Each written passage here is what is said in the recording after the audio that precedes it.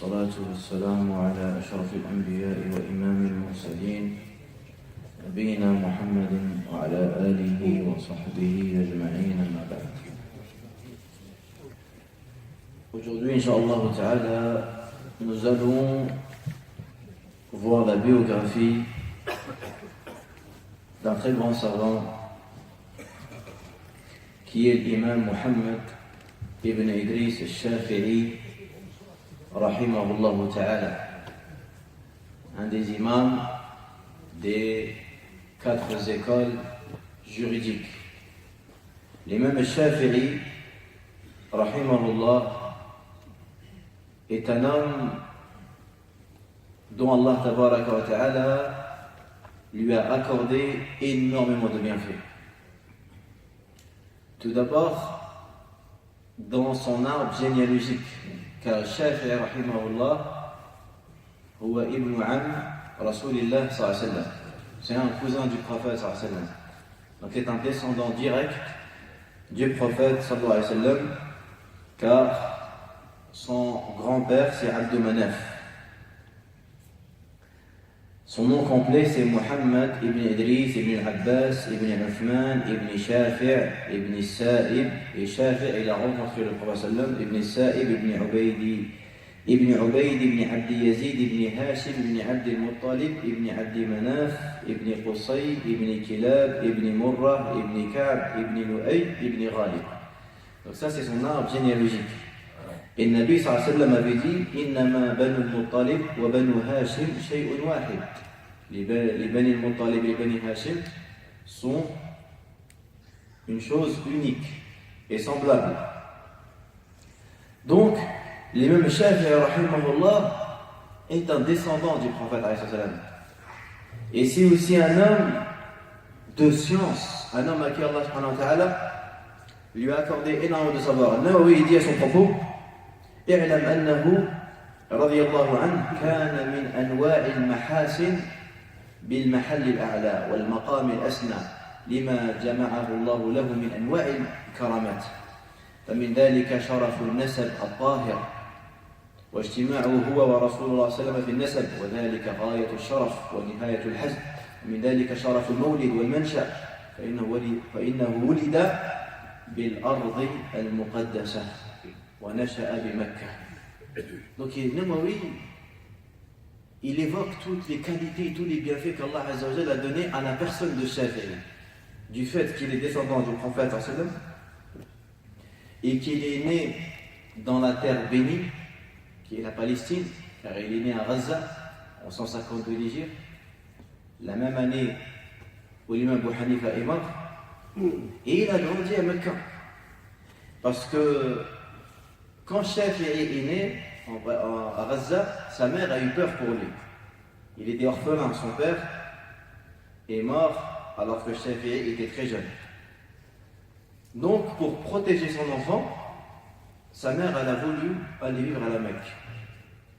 Elle s'est dit là-bas, il sera préservé dans sa religion, mais aussi dans son langage, dans la langue arabe.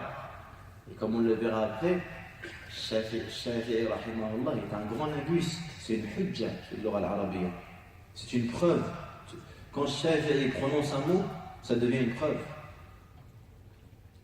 Donc, on voit bien qu'Allah subhanahu wa ta'ala a accordé à cet homme des qualités que peu de gens ont eues. Zahabi rahimahullah dit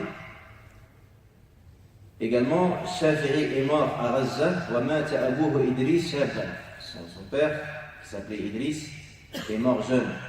فنشأ محمد يتيما في حجر أمه فخافت عليه الضيعة. Il a grandi orphelin chez sa mère, elle a eu peur pour lui. Donc elle a décidé d'aller à la Mecque. Et bien sûr, généralement, al-yutum, il rime avec la pauvreté, al-faqr. Donc Shafi'i rahimahullah était pauvre. Sa mère, elle n'avait même pas de quoi payer le professeur qui était chargé de l'enseigner en langue arabe et le Coran. Et comme il le dit, rahimahullah, il a eu un accord avec lui. Quand son professeur s'absentait, Shafi'i le remplaçait. Donc il ne lui demandait pas de salaire pour les cours qu'il prenait chez lui. Il a commencé à étudier la science alors qu'il était très jeune. Donc il a appris le Coran à l'âge de 6 ans. Allah Azza wa Jal a donné à l'imam al-Shafi'i une mémoire extraordinaire. D'ailleurs, même on raconte un de ses professeurs quand il était enfant, quand le professeur il parlait, le Shafi'i il retenait tout ce que le professeur disait. Il n'avait pas besoin de répéter 2 fois. Et ce professeur il lui a dit, ça serait injuste de ma part de prendre quoi que ce soit de toi, puisque tout le cours tu le connais. Allah il lui a donné une mémoire extraordinaire. Aussi, Shafi'i rahimahullah, on le voit, Allah, quand Allah Azza wa Jalla te veut du bien, il te fait rencontrer les bonnes personnes. Au début, Shafi'i, il s'est spécialisé dans la science de la langue et de la poésie. Et il avait rencontré justement un homme de science qui lui a dit, tu ne devrais pas perdre ton temps et rester que dans ces sciences-là. Il vaut mieux que tu te diriges vers la science la plus honorable, qui est le fiqh. Que tu mettes à disposition ton intelligence pour cette science-là, afin justement d'apporter la bonne compréhension aux musulmans. Et Shafi'i rahimahullah a écouté ce conseil et il s'est mis à apprendre la science du fiqh. Il dit rahimahullah, Ataytu Malikan wa ana ibnu 13 ashar. Il avait 13 ans quand il est venu voir l'imam Malik. Et à 15 ans, Sufyan ibn Uyayna, il lui a donné l'autorisation de faire la fatwa. Et il lui a dit, toi maintenant tu es apte à donner la fatwa, alors qu'il avait que 15 ans. Donc à 13 ans, il est venu voir l'imam Malik. Il a rencontré Malik, rahimahullah. Il a appris le Muwatta par cœur. Et Malik, rahimahullah, il a constaté l'intelligence et le dévouement de ce jeune et il l'a gardé avec lui. Parmi les éloges, et ils sont nombreux, des savants à son égard, il y a celui de Ahmed ibn Hanbal. Un jour, il a pris la main de Ishaq ibn Rahawayh. Il lui a dit, Ta'al, hatta adhaba bika إلى من لم ترى عيناك مثله قال فذهب بي إلى الشافعي. Ahmed ibn Hanbal il dit à Ishaq ibn Rahawayh, viens, je vais te montrer un homme dont tes yeux n'ont jamais vu un homme pareil. Il dit, il m'a emmené chez Shafi'i. Également, Abdullah c'est le fils de Mahdi. Mahdi avait 2 enfants, il y a Abdullah et Salih. Et les deux d'ailleurs, ils ont écrit des livres où ils ont rapporté énormément de leur père. Abdullah il dit, قلت لأبي يا أبتي أي شيء كان الشافعي فإني قد سمعتك تكثر من الدعاء له. Il dit, c'était quoi le Shafi'i? Car je t'entends souvent invoquer pour lui. Et ça, regardez comment il aidait les pieux. Ils invoquaient pour leur professeur. Ils invoquaient pour leur shuyukh. Il y avait la baraka. Jusqu'à une époque où la relation entre élève et prof, elle est devenue basée uniquement sur l'intérêt mondain. L'élève il vient pour le diplôme et le professeur il vient pour le salaire. À l'époque, il n'y avait pas ça. Il n'y avait ni les diplômes, ni les gens qui cherchaient les salaires. Les gens venaient apprendre le ilm pour chercher la crainte d'Allah. Et ils venaient apprendre des ilm pour éliminer leur cœur, pour éliminer le chemin. Ainsi Allah tabaraka wa ta'ala, il a accordé la baraka dans le savoir qu'ils ont acquis. Aujourd'hui, nous, les moyens en notre possession pour apprendre la science, ni l'imam Shafi'i, ni l'imam Bukhari ne les ont eu. Et pourtant, aucun savant, aucun homme, illa yasha'Allah, n'atteindra le niveau de ces gens-là. Abdullah il dit à son père, je t'entends beaucoup invoquer pour Shafi'i, mais qui était cet homme-là? فقال له أحمد يا بني الشافعي كالشمس للدنيا. Il a dit, Shafi'i c'était comme le soleil pour la dunya. Parmi également les éloges. Il y a celui de Ayyub ibn Suwayd, il dit Ma dhanantu anni a'ish hatta ara mithla Shafi'i. Il dit je ne pensais pas que j'allais vivre jusqu'à voir un homme comme Shafi'i. Parmi également les athars intéressants, il y a celui de Saleh, qui est également l'autre enfant de Ahmed ibn Hanbal. Il dit Rakiba al-Shafi'i himarahu. Donc Shafi'i est monté sur son âne. Faja'ala abi yamshi wa al-Shafi'i rakibun. Ça c'est Saleh qui raconte ça, il dit et mon père il s'est mis à marcher alors que Shafi'i était sur un âne. T'imagines, toi, tu marches à côté de quelqu'un sur un âne. Mais c'est humiliant. Ahmed ibn Hanbal. Il n'était pas jeune, Ahmed ibn Hanbal, puisque son fils, il l'a vu. Donc il était marié, etc. Il avait des enfants. Donc, c'est pas seulement on dit Ahmed, il avait 10 ans, il avait 11 ans. Ah, c'était un père de famille. Et il dit, Salih, j'ai vu mon père marcher à côté de quoi? De l'âne de Shafi'i. Il lui pose des questions. Il cherche des fawaïd, des bénéfices. Cet événement est parvenu aux oreilles de Yahya ibn Ma'in, grand savant du hadith à l'époque de Ahmed. Il a envoyé une lettre à Ahmed. Qu'est-ce qui te prend?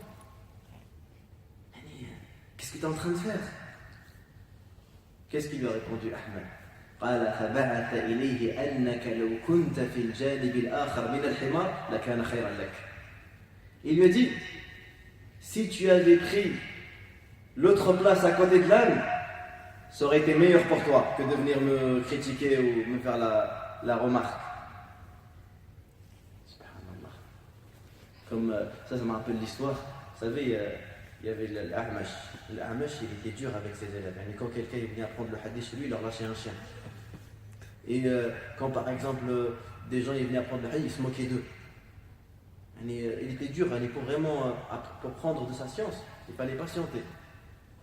Un jour, il lui a dit si tu te comportes comme ça, et ben les gens ne prendront pas de ta science. Et il lui a dit l'A'mash a dit idan fahum hamqa mithluk. Mais dans ce cas-là, c'est des gens stupides comme toi. Ils vont rester ignorants. Vous imaginez avant, pas que avant, moi je connais un frère qui était en Mauritanie et il me disait qu'il y avait un cheikh là-bas et il était très fort dans la grammaire. Il me disait, quand on allait le voir pour que justement il nous explique un matin dans l'Alfiya ou dans le Nahu, il fallait lui masser les pieds. Et si tu arrêtes de masser, il arrête de parler. Et si tu continues de masser, il continue de parler. C'était un bédouin, comme ça il était assis. Toi quand tu l'as, tu te dis, il n'y a rien. Mais il y en avait certains, ils avaient cette tariqa-là, c'était leur caractère. Mais Talib al-ilm, il était patient. Talib al-ilm est patient parce qu'il cherche l'ilm. Et pour avoir l'ilm, il doit supporter les nuisances, la critique, les colères du professeur. Parce qu'il veut l'ilm. Et quand justement il va patienter, il viendra un jour où les gens ils vont l'écouter. Les gens ils vont voyager vers lui. Ils ont dit celui qui ne voyage pas pour la science, les gens ne voyageront pas pour venir apprendre chez lui. Aussi, sachez que l'imam Ahmed ibn Hanbal, voire même tous les savants, ils sont tous d'accord pour dire que Shafi'i, il est Cheikh al-Islam du 2e siècle. Vous savez, il y a un hadith dans lequel le Nabi sallallahu alayhi wa sallam dit Inna Allah yamunnu ala ahli dinihi fi ra'si kulli mi'ati sana برجل من أهل بيت. Allah Azza wa Jal, il accorde aux gens de la religion à chaque siècle un homme. Le premier hadith était parmi les gens de ma famille, parmi les descendants. Dans l'autre hadith, chaque siècle, Allah il envoie un savant qui fait revivre la sunna, qui fait revivre la vérité, après qu'elle ait été oubliée par beaucoup. La première année, Ras al-Mi'a, ils étaient tous d'accord pour désigner qui? Malik. Non, Omar ibn Abdel Aziz. Pour désigner Omar ibn Abdel Aziz, qui était justement considéré comme le Khalifa al-Khamis, comme le 5e calife. La deuxième année, ils ont dit Shafi'i. Après, il y a eu beaucoup de divergences, le troisième, quatrième, cinquième, sixième. Chacun il désignait. Est-ce que c'est Suyuti, est-ce que c'est Iraqi, est-ce que c'est... Mais les deux premiers, Omar al-Aziz et Ahmed ibn Hanbal, Ahmed dit, je n'ai pas vu des gens polémiquer ou débattre au sujet de la désignation de celui à qui Allah Azza wa Jal fait revivre la Sunnah. Le Malik, il était de l'époque de Shafi'i, parce que c'était son professeur. Ils se sont longuement côtoyés. Aussi, parmi les athars, ou parmi justement les propos rapportés, c'est que Mohammed ibn al-Fadl al-Bazzar, et ça est intéressant, il dit Sami'tu abi yaqul hajajtu ma Ahmed ibn Hanbal. Il a fait le pèlerinage avec Ahmed ibn Hanbal. Son père, il a fait le pèlerinage avec Ahmed ibn Hanbal. Il dit فنزلنا في مكان واحد في مكة. Ils étaient tous à la Mecque dans un seul endroit. Il dit وخرج أبو عبد الله يعني أحمد بن حنبل باكرا. Il est sorti tôt le matin. وخرجت أنا معه. فلما صلينا الصبح دورت في المسجد. Quand on a prié le subh, je me suis mis à quoi me balader dans la mosquée. فجئت إلى مجلس سفيان ابن عيينة. Vous avez Sufyan ibn Uyayna, العالم الكبير. Il dit وكنت أدور مجلسا طلبا لأبي عبد الله. Il cherchait, il était où Ahmed ibn Hanbal. Normalement, il doit être dans le majlis de Sufyan ibn Uyayna. عالم الحديث في زمانه. Il n'y avait pas un qui mémorisait autant les hadiths que Sufyan ibn Uyayna. Où est-ce qu'il est, Ahmed ibn Hanbal? Il dit je tourne. Il dit حتى وجدته عند شاب أعرابي. Jusqu'à, je l'ai trouvé chez un jeune. Il dit فزاحمته حتى قعدت عند أحمد فقلت يا أبا عبد الله تركت ابن عيينة. Tu as laissé Ibn Uyayna وعنده, alors qu'il a comme élève à ce moment-là الزهري وعمر ibn Dinar وزياد ibn علاقة ومن التابعين ما الله به عليم. Tu as délaissé l'assise de Sufyan ibn Uyayna alors que tous les savants, tous les pieux connus, ils sont chez lui. فقال اسكت فإن فاتك حديث بعلو تجده بنزول فلا يضرك في دينك ولا عقلك ولا في فهمك وإن فاتك عقل هذا الفتى أخاف أن لا تجده إلى يوم القيامة وما رأيت أحدا أفقه في كتاب الله من هذا الفتى القرشي. قلت من هذا؟ قال محمد بن إدريس الشافعي. Il lui dit tais-toi. Si tu as un hadith, parce que eux, les muhaddiths, qu'est-ce qu'ils cherchaient? Ils cherchaient le hadith et le ulou, c'est-à-dire celui qui a la chaîne de transmission la plus courte. Et il lui a dit, si tu as une chaîne de transmission courte ou longue, qu'est-ce que cela va te nuire dans ta religion, ou dans ta raison, ou dans ta compréhension? Et si tu as raté, par exemple, parce qu'eux, ils avaient les hadiths, l'objectif c'était quoi? C'était de chercher quelqu'un qui rapporte ce hadith avec une chaîne de transmission plus courte que la mienne. Par exemple, toi, tu as une ijaza dans le Coran. Tu as 30 personnes entre toi et le prophète. Tu vas chercher quelqu'un qui en a 29, 28. Parce que moins il y a de personnes, plus ça a du mérite. Il me dit qu'il y en a un de plus, un de moins, ça ne va rien. Il lui dit en revanche, si tu rates l'intelligence de ce jeune-là, j'ai peur pour toi que tu ne la retrouves plus jamais jusqu'à Yom al-Qiyamah. Je n'ai jamais vu un homme plus savant concernant le livre d'Allah comme ce jeune Qurashi. Et subhanallah, c'est Ahmed ibn Hanbal qui dit ça. Al-Razi d'ailleurs qui était considéré comme le savant du siècle au 6e, après le Ghazali. Il dit إن ثناء العلماء على الإمام الشافعي أكثر من أن يحيط به الحصر ونحن نذكر السبب في محبتهم له وثنائهم عليه. Il dit les éloges des gens de science sur Shafi'i, on ne peut pas les compter. Et je vais évoquer la cause, la raison qui a fait que autant de savants ils portaient de l'amour et du respect pour Shafi'i. Il dit الناس كلهم كانوا قبل زمان الشافعي فريقين. Les gens avant Shafi'i, il y avait deux groupes. أصحاب الحديث وأصحاب الرأي. Il y avait les gens du hadith et les gens de la raison. أصحاب الحديث كانوا حافظين لأخبار رسول الله صلى الله عليه وسلم. C'était des gens qui mémorisaient beaucoup les paroles du prophète sallallahu alayhi wa sallam, إلا أنهم كانوا عاجزين عن النظر والجدل. Mais ils n'avaient pas assez de compétences dans la compréhension et pour extraire les significations et les jugements et les enseignements des hadiths. وكلما أورد عليهم أصحاب الرأي سؤالا أو إشكالا بقوا على ما في أيديهم. À chaque fois que les gens qui se référaient beaucoup à la raison et leur évoquaient une ambiguïté, ils étaient incapables d'y répondre. Parce qu'il n'y avait pas assez de penseurs, on va dire. Il dit وأما أصحاب الرأي فكانوا أصحاب جدل والنظر. Le contraire, أصحاب الرأي, c'était des gens qui savaient débattre, ils savaient argumenter, ils maîtrisaient la rhétorique. إلا أنهم كانوا فارغين في معرفة الآثار والسنن. Mais ils n'avaient pas mémorisé assez de آثار et de sunnah.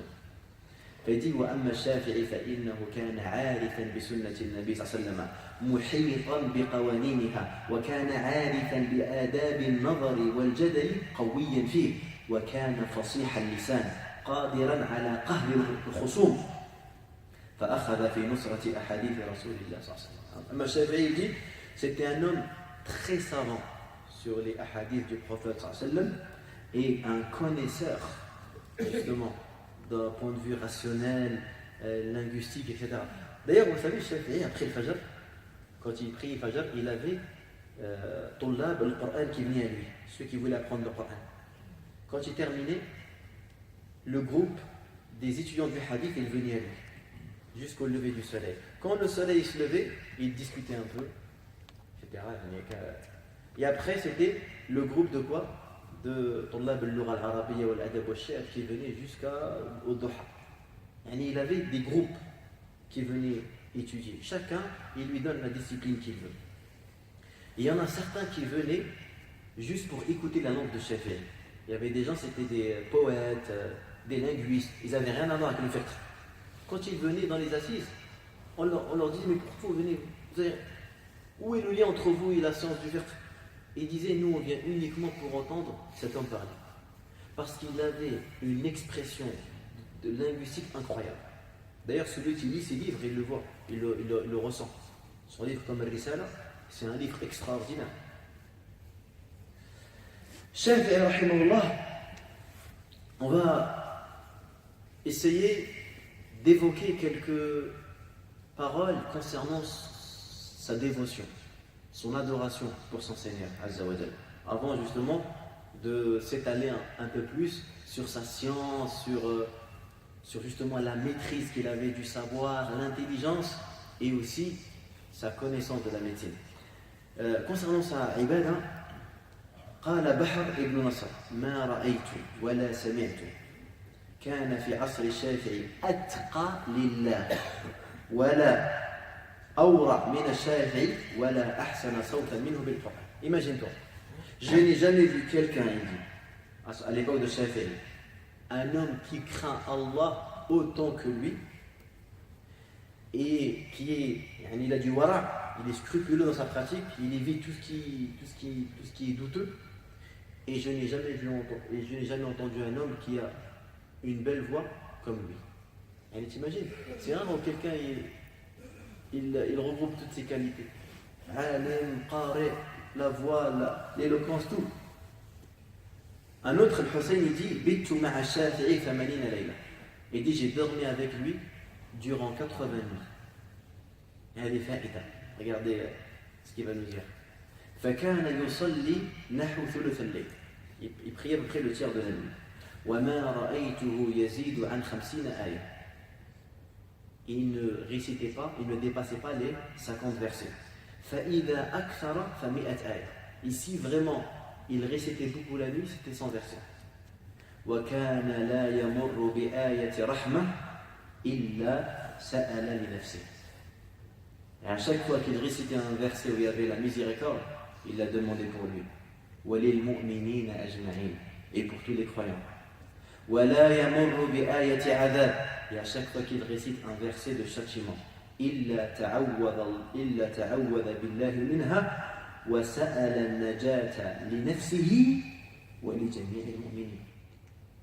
فَكَأَنَّمَا جُمِعَ لَهُ الرَّجَاء وَالرَّهْبَ مَعًا. سبحان الله. شوف le fiqh, comment il l'a conduit à quoi? À chaque fois un verset de châtiment, il demande à Allah préserve-moi ainsi que tous les musulmans. Un verset de rahma, ya Allah accorde-la-moi ainsi que tous les musulmans. Un autre il disait Kunna idha aradna an nabki qulna ba'duna li ba'd qumu bina ila hada al-fata. Il dit quand on voulait pleurer, on se disait viens on va voir ce jeune là. Et en parlant de Shafi'i rahimahullah. فإذا أتيناه استفتح القرآن حتى تتساقط الناس بين يديه. Dès qu'il commençait à réciter, les gens y tombaient devant lui, tellement il pleurait, tellement il était ému de sa récitation. Parce que non seulement il avait une belle voix, mais en plus il vivait avec le Coran. Et quelqu'un qui récite le Coran et qui y vit avec, bah, tu le ressens. Aussi, Rabi' ibn Sulaiman disait qu'un Shafi'i qad jaza'a al-layla thalathata ajza'. Il avait partagé la nuit en 3 parties. الثلث الأول يكتب, il écrit. الثلث الثاني يصلي. والثلث الثالث ينام. وعن حرملة قال, et ça c'est une leçon pour nous. Regardez c'est quoi la ibada les frères. Regardez c'est quoi quelqu'un qui craint Allah.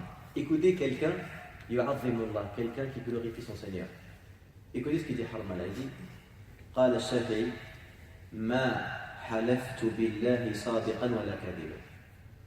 Je n'ai jamais juré par Allah, que ce soit pour dire la vérité ou pour mentir. الناس التي تعظم الله.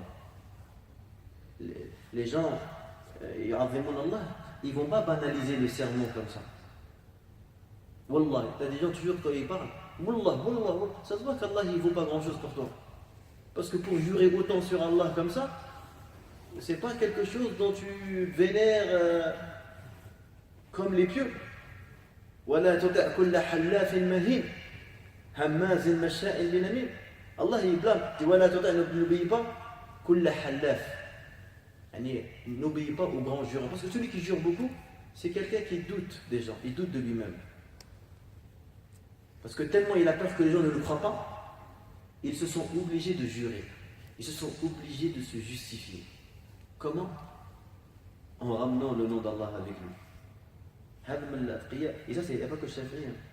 Ça, moi je l'ai lu même dans la biographie de Nafi'. Pareil, ils ont dit jamais jurer par Allah. Sauf vraiment quand il veut affirmer une parole, il va attirer l'attention. Mais ce n'était pas quelque chose qui était banal chez eux, qui faisait tout le temps. Parmi les affaires aussi, dit Arad Harith ibn Miskin, il dit Arad al-Shafi'i al-Khuruj ila Makkah.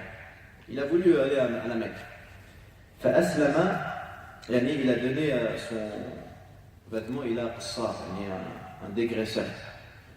Et son magasin, il a brûlé. Le commerçant, il est venu, il lui a dit donne-moi le prix de mon travail. Alors que son magasin, il a brûlé, et le vêtement de Shafi'i, il a brûlé avec. الشافعي رحمه الله يقول قد اختلف أهل العلم في تضمين القصار ولم أتبين أن الضمان يجب. Il lui a dit comme quoi les savants se sont divergés concernant cette question-là. Et pour le moment, je n'ai pas opté pour l'obligation, justement du remboursement ou de prendre en charge les pertes. Également, parmi les athars qui sont cités de Shafi'i, il y a un jour un homme lui demande Ma laka tudminu imsak al-asa. Pourquoi tu as toujours un bâton avec toi ou une canne, alors que tu n'es pas quelqu'un de faible ou d'âgé, ou qui est âgé. Parce que Shafi'i il est mort jeune, il est mort à l'âge de 54 ans, 55 ans. Qu'est-ce qu'il a répondu Shafi'i? Imaginez-vous la réponse, elle est surprenante. Il lui dit pourquoi tu as une canne, tu n'es pas faible, tu n'es pas d'âge. Et il lui a dit li adhkura anni musafir, il dit pour me rappeler que je suis en voyage dans cette dunya. Parmi également les qualités de Shafi'i, c'est que c'était un homme énormément généreux. Et il était très généreux. Al-Humaydi قال قدم الشافعي من صنعاء إلى مكة ب10,000 dinars. Il est venu de Sana'a, du Yémen, à la Mecque avec 10 000 dinars. dinars, l'or. Fimindil, elles étaient toutes dans une serviette. فضرب خباءه في موضع خارج من مكة. Donc il a placé sa maison, sa tente, dans un endroit à l'extérieur de la Mecque. فكان الناس يأتونه فما برح حتى ذهبت كلها. يعني il a donné les 10 000 dinars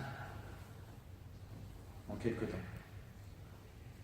Parmi également les récits qui montrent la générosité de Shafi'i, il y a le récit de Rabi' ibn Sulayman. Il dit كان الشافعي راكبا حمارا فمر على سوق الحذائين. Il était sur son âne et il est passé à côté de ceux qui nettoyaient les chaussures, etc. قال فسقط صوته من يده. Il a fait tomber une bride ou un bâton de sa main. Alors il y a un jeune homme, il l'a ramassé pour lui, et avant de donner à Shafi'i, il l'a essuyé avec son vêtement. Il a essuyé le bâton. وناوله الشافعي. الشافعي il a dit au jeune qui était le ghulam qui était avec lui, ادفع تلك الدنانير التي معك إلى هذه الفتاة. قال الربيع فلست أدري كانت تسعة دنانير أو ستة. Il dit je ne me rappelle plus, est-ce qu'il lui a donné 6 ou 9 dinars. Pourquoi? Pour le récompenser de ce comportement, car il a fait preuve d'un bon comportement à l'égard de Shafi'i rahimahullah. Parmi les récits aussi, Rabi' ibn Sulayman dit il dit je me suis marié. فسألني الشافعي كم أصدقتها. Shafi'i m'a demandé combien tu lui as donné de dot. فقلت 30 dinars, 30 dinars. قال كم أعطيتها, et combien tu lui as donné jusqu'à présent? J'ai dit 6 دنانير, 6 dinars. فصعد داره, il est parti chez lui. وأرسل إلي بسرة فيها 24 dinars. Ils lui ont envoyé le reste de la dot, 24 dinars. Il a donné à qui? À Rabi' ibn Sulayman rahimahullah. Parmi également les récits évoqués, c'est que Shafi'i rahimahullah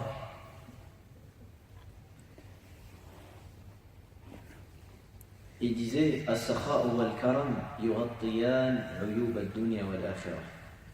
La générosité et l'amour du partage, il cache, il couvre les défauts dans la vie d'ici-bas et dans celle de l'au-delà. Et c'est clair qu'à chaque fois que vous voyez dans la biographie des grands pieux, des grands savants, cette qualité-là, elle était présente chez eux tous, la qualité de la générosité. Et ils donnaient sans compter.